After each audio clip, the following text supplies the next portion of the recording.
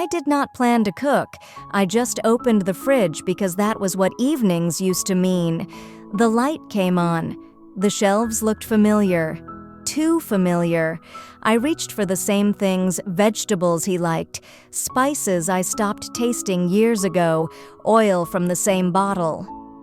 My hands knew what to do before my mind could ask why. I chopped slowly, not careful, not rushed, just following a rhythm my body remembered. The sound of the knife hitting the board felt louder than it should have because no one else was talking. I realized I was cooking his favorite dish, not mine. His. That realization came late, after the onions.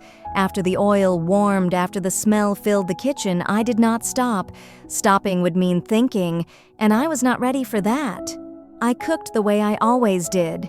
Enough for 2 people, enough to make leftovers, enough to feel normal. Normal used to be crowded. Now it felt wasteful. I set the table without counting. 2 plates, 2 glasses. I stood there looking at them. Trying to remember when I started doing things without checking, I removed 1 plate, then added it back. I told myself it was just habit, that habits take time to leave, but habits are not empty. They are full of memory. I sat down. The chair across from me stayed quiet. It did not argue. It did not forgive. It just existed. I ate slowly, because rushing would make the room louder. The food tasted exactly the same, and that confused me. I expected it to taste different. Sad, flat, wrong, but it tasted like every other night, which made the absence harder to explain.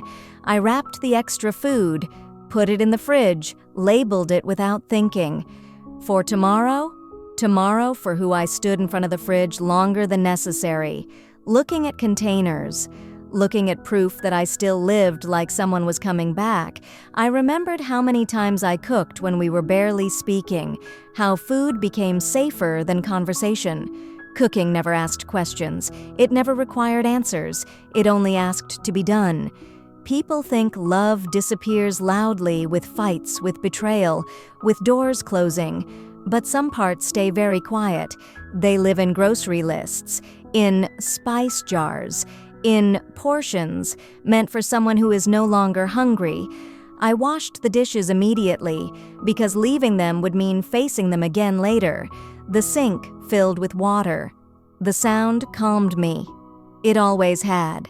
I realized how much of my marriage existed in routine, not romance, not promises, routine. And now the routine had no place to land. I dried my hands, leaned against the counter, and felt tired in a way sleep does not fix. I thought about how many women like me do this. Cook for people who are no longer there, emotionally or physically. We do it because it feels like proof that something once existed, that we were once chosen. No one warns you that after divorce, you grieve the future less than the repetition.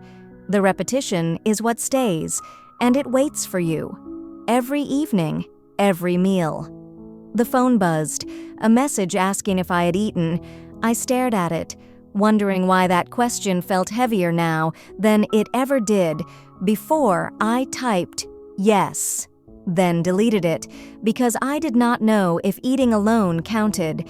I packed the leftovers tighter, as if sealing them would seal the feeling. I told myself tomorrow I would cook less. Tomorrow I would adjust. Tomorrow I would learn new portions. But tomorrow always feels theoretical. Tonight felt real. I turned off the kitchen light. The smell lingered. It followed me into the hallway.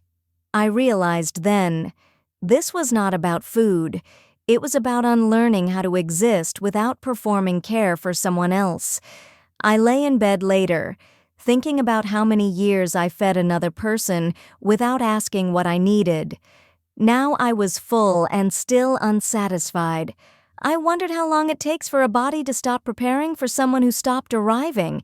I closed my eyes and promised nothing, because promises belong to futures. And right now I was still living in echoes,